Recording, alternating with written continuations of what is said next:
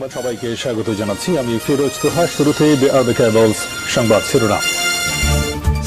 বাংলাদেশের সর্বশেষ গুরুত্বপূর্ণ আপডেট সংবাদে আপনাকে স্বাগত। শুরুতেই সংবাদ শিরোনাম, পরে বিস্তারিত। শুরুতেই জানিয়ে দিব, আগ্নেয়াস্ত্র হাতে ভয়ঙ্কর সংঘর্ষে মাদক কারবারিরা মোহাম্মদপুরে জেনেভা ক্যাম্পে। দেশে রাজনৈতিক পথ পরিবর্তন হলেও মোহাম্মদপুরে সক্রিয় অবস্থায় রয়েছে মাদক চোরা কারবারিরা। শেখ হাসিনা পালিয়ে যাওয়ার পর মোহাম্মদপুরে মাদক চোরা কারবারিরা দুই গ্রুপে বিভক্ত হয়ে মাঝে মাঝেই অস্ত্রের মহড়া দিচ্ছে। এরপর জানিয়ে দিব, গণপিটুনিতে কেন্দ্রীয় ছাত্রলীগ নেতার মৃত্যু। রাজশাহীতে গণপিটুনিতে আহত আব্দুল আল মাসুদ নামে এক ছাত্রলীগ নেতা চিকিৎসাধীন অবস্থায় মারা গেছেন। এবারে জানাবো, শিক্ষার্থীদের সঙ্গে মতবিনিময় করবেন অন্তর্বর্তীকালীন সরকারের প্রধান উপদেষ্টা প্রফেসর ডক্টর মোহাম্মদ ইউনূস। এবারে জানাবো, 7 ঘন্টা অবরোধের পর আশ্বাসে শাহবাগ ছাড়লেন 35 প্রত্যাশীরা।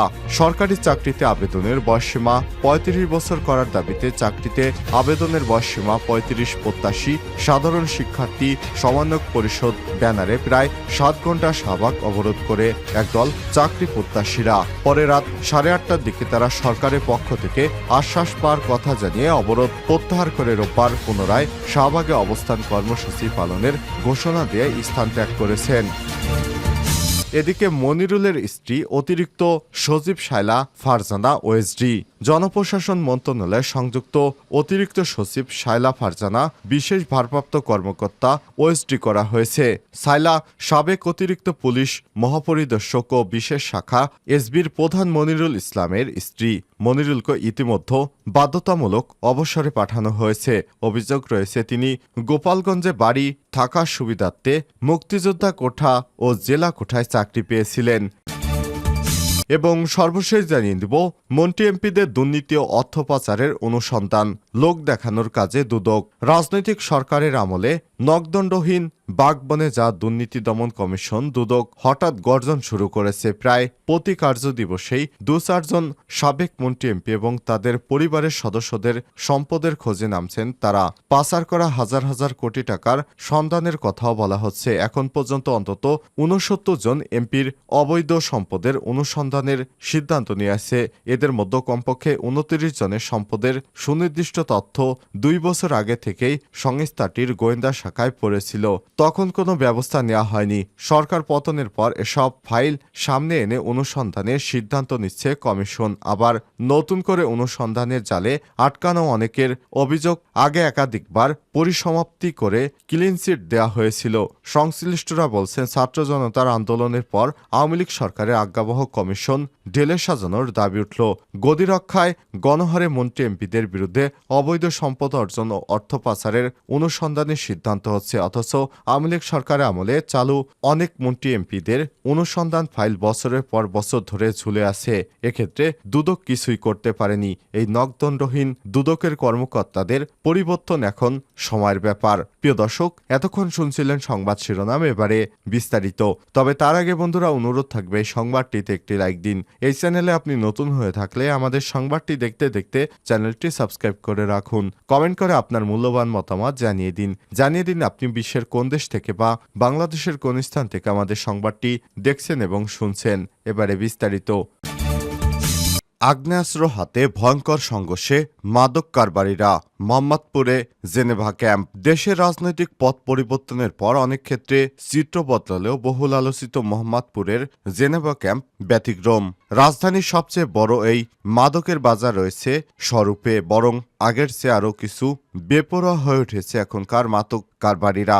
1 মাস ধরে জেনেভা ক্যাম্পে উত্তেজনা বিরাজ করছে। প্রায় আগ্নেয়াস্ত্র নিয়ে সংঘর্ষে জড়াচ্ছে মাদক কারবারি গ্রুপগুলো। এসব সংঘর্ষে এখন পর্যন্ত 2 জন নিহত এবং অন্তত 30 জন আহত হয়েছেন। তবে সংঘর্ষ বাড়লেও পুলিশ বলছে এই মুহূর্তে তারা জেনেভা ক্যাম্পে বড় ধরনের অভিযান চালানোর জন্য প্রস্তুত নয়। খোঁজ নিয়ে জানা গেছে 90টি সেক্টরে ভাগ করা জেনেভা ক্যাম্পের 30টি সড়কেই রয়েছে মাদক বিক্রির ছোট বড় স্পট। এসব স্পটে 24 ঘন্টা চলে মাদক বিকিনি।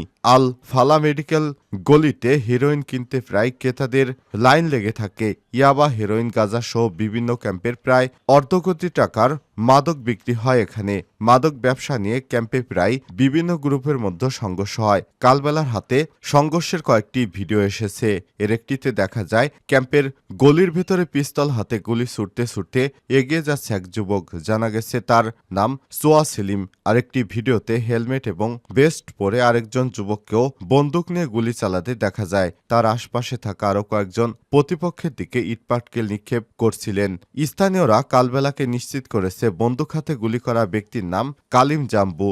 অন্য একটি ছবিতে কিলার আকরাম নামে একজন পিস্তল লোড করতে দেখা যায়। তারা প্রত্যেকেই কয়েক ডজন মাদক মামলার আসামি। খোঁজ নিয়ে জানা যায় জেনেভা ক্যাম্পে মাদক কারবারের মূলে ছিল 4টি গ্রুপ। এসব গ্রুপের নেতৃত্ব রয়েছে পিসি রাজা, সোয়া সেলিম, গালকাটা মনু ও ভুয়া সোহেল। তবে 5 আগস্টের পর তারা দুটি গ্রুপে ভাগ হয়েছে। এর মধ্যে পিসি রাজা ও ভুয়া সোহেল মিয়া হয়েছেন একটি গ্রুপ। আরেকটি গ্রুপ প্রধান বশির মোল্লা, যিনি মাদক সম্রাট হিসেবে পরিচিত এবং একাধিক হত্যা মামলার আসামি। অন্যদিকে সোয়া সেলিম ও গলাকাটা মনু মিলে গঠিত হয়েছে আরেকটি গ্রুপ। গত 5 আগস্ট মোহাম্মদপুর আদাবর থানায় অস্ত্র লুটে জড়িত ছিল এই গ্রুপ। লুট করা পুলিশের সেই অস্ত্র হাতে মাদক ব্যবসার আধিপত্য নিয়ে তারা সংঘর্ষে জড়াচ্ছে বলে অভিযোগ পাওয়া গেছে। এছাড়াও কামাল বিরিয়ানির বিরুদ্ধে ভুয়া সোহেল গ্রুপ এবং বোবা বিরিয়ানির বিরুদ্ধে সোয়া সেলিম গ্রুপকে পৃষ্ঠপোষকতা দেওয়ার অভিযোগ পাওয়া গেছে। গণপিটুনিতে কেন্দ্রীয় ছাত্রলীগ নেতা নিহত। রাজশাহীতে গণপিটুনিতে আহত আব্দুল্লাল মাসুদ নামের কেন্দ্রীয় ছাত্রলীগ নেতা চিকিৎসাধীন অবস্থায় মারা গেছেন। শনিবার 7 সেপ্টেম্বর রাতে রাজশাহী মেডিকেল কলেজ হাসপাতালে চিকিৎসাধীন অবস্থায় মারা যান তিনি। নিহত মাসুদ রাজশাহী বিশ্ববিদ্যালয়ের রাবির সাবেক শিক্ষার্থী ও ছাত্রলীগের সাবেক সহ-সাধারণ সম্পাদক এবং কেন্দ্রীয় ছাত্রলীগের সদস্য ছিলেন। তিনি রাবির মেডিকেল সেন্টারে স্টোর অফিসে কর্মরত ছিলেন। এর আগে শনিবার বিকেলে বিনোদপুর এলাকা থেকে তাকে আটক করে ছাত্র জনতা। এরপর 3 দফায় গণপিটুনি দিয়ে বোয়ালিয়া থানায় হস্তান্তর করা হয়। তার শারীরিক অবস্থার অবনতি হলে চিকিৎসার জন্য নেওয়া হয় রাজশাহী মেডিকেল কলেজ হাসপাতালে। সেখানে চিকিৎসাধীন অবস্থায় রাতে তিনি মারা যান বলে নিশ্চিত করেছে কর্তব্যরত চিকিৎসক। প্রসঙ্গত, নিহত ছাত্রলীগ নেতা আব্দুল্লাল মাসুদ 2014 সালে শিবিরের হামলায় মারাত্মক আহত সহ এক পা হারিয়েছিলেন, যার ফলে 2022 সালে প্রধানমন্ত্রীর কার্যালয়ের পরিচালক সাদ মীর তাফিয়া সিদ্দিকা রাজশাহী বিশ্ববিদ্যালয়ের উপাচার্যের কাছে রাজশাহী বিশ্ববিদ্যালয়ের সেকশন অফিসার পদে মাসুদকে নিয়োগ দিতে নির্দেশ অনুরোধ জানিয়ে চিঠি পাঠান। প্রধানমন্ত্রীর কার্যালয়ের চিঠির পরিপ্রেক্ষিতে ওই বছর 20 ডিসেম্বর মাসুদ রাজশাহী বিশ্ববিদ্যালয়ের মেডিকেল সেন্টারে স্টোর অফিসারের পদে নিয়োগ দিয়েছিল বিশ্ববিদ্যালয় কর্তৃপক্ষ। এদিকে তার মৃত্যুতে শোক জানিয়েছেন সহকর্মী এবং একই মতাদর্শের রাজনৈতিক কর্মীরা। সামাজিক যোগাযোগ মাধ্যমে তার প্রশ্ন রেখেছেন, প্লাস্টিকের পা ছাড়া যে ব্যক্তি চলতে পারে না, স্কুটি ছাড়া এক স্থান থেকে অন্য স্থানে যেতে পারে না, তিনি কিভাবে শিক্ষার্থীদের উপর হামলা চালালেন? এমন হত্যার ঘটনার বিচার দাবি করেছেন তারা। শিক্ষার্থীদের সঙ্গে মতবিনিময় করবেন প্রধান উপদেষ্টা ডক্টর মোহাম্মদ ইউনূস। শিক্ষার্থীদের সঙ্গে মতবিনিময় করবেন অন্তর্বর্তীকালীন সরকারের প্রধান উপদেষ্টা ডক্টর মোহাম্মদ ইউনূস। রোববার 28 সেপ্টেম্বর বেলা 11:30 থেকে দুপুর 1:30 পর্যন্ত প্রধান উপদেষ্টার কার্যালয়ে শাপলা হল রুমে এক মতবিনিময় সভা অনুষ্ঠিত হবে। অন্তর্বর্তীকালীন সরকারের প্রধান উপদেষ্টা প্রেস উইং থেকে এক বিজ্ঞপ্তিতে সব তথ্য জানানো হয়েছে। এর আগে গত 12 আগস্ট রংপুরে আবু সাইদের বাড়িতে যান অন্তর্বর্তীকালীন সরকারের প্রধান উপদেষ্টা ডক্টর মোহাম্মদ ইউনূস। এ সময় তিনি বেগম রোকেয়া বিশ্ববিদ্যালয়ের শিক্ষার্থীদের সঙ্গে মতবিনিময় সভা করেছিলেন। 7 ঘন্টা অবরোধের পর আশ্বাসে শাহবাগ ছাড়লেন 35 প্রত্যাশীরা।